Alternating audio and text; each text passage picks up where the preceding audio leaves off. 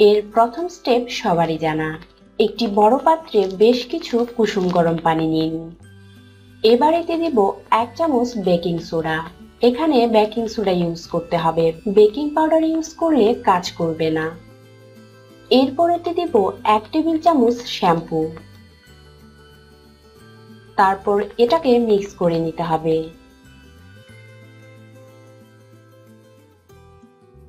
Mix করার পর এই পানিতে আপনার পাগুলো 5 মিনিটের জন্য ডুবিয়ে রাখুন। এতে করে ডেড সেলস গুলো নরম হয়ে যাবে এবং তা দূর করতে সুবিধা হবে। এবার 1 টুকরো লেবু নিন এবং এর রসটা এই পানিতে দিয়ে দিন।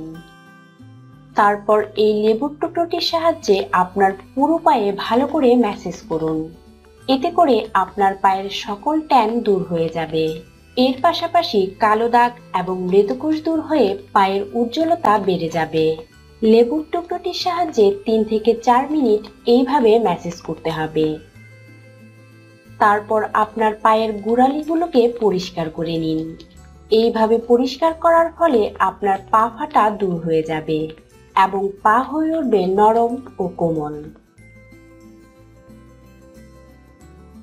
পায়ের গোড়ালি পরিষ্কার করার পর আপনার পাগুলোকে ঠান্ডা পানি দিয়ে পরিষ্কার করে নিন।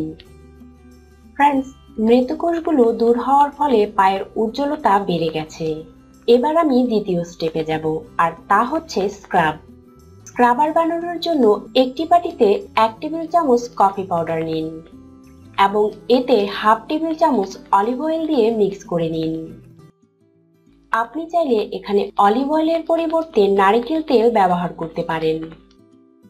মিক্স করার পর এই মিশ্রণটির সাহায্যে আপনার পায়ে 5 মিনিট স্ক্রাব করুন।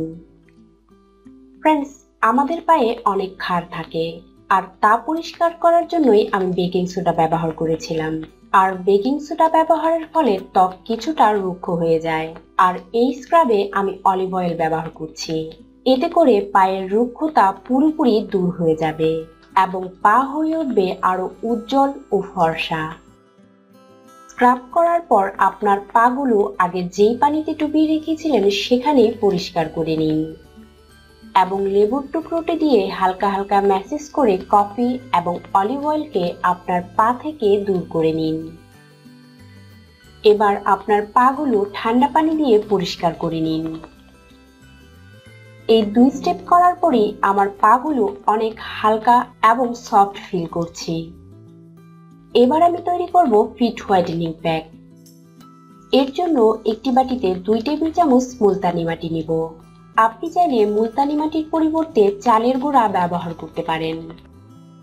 এরপর এতে দেব 1/2 চামচের অর্ধেক বেকিং সোডা।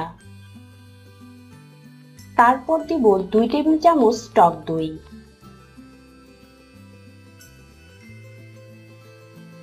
সবশেষে এতে সামান্য পানি দিয়ে ভালো করে মিক্স করে নিতে হবে।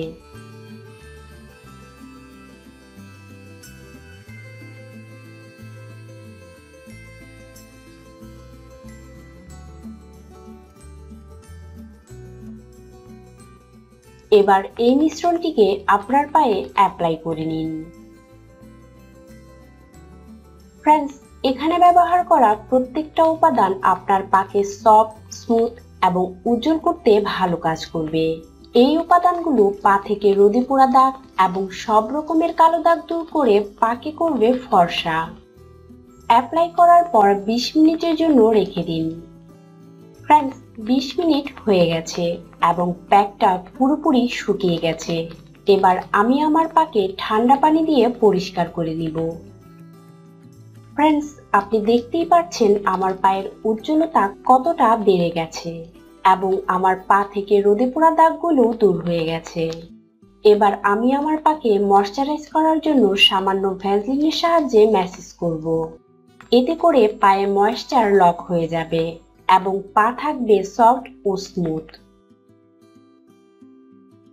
ফ্রেন্ডস, ভালো রেজাল্ট পাওয়ার জন্য এই পদ্ধতিটাকে মাসে 3 বার ব্যবহার করতে পারেন।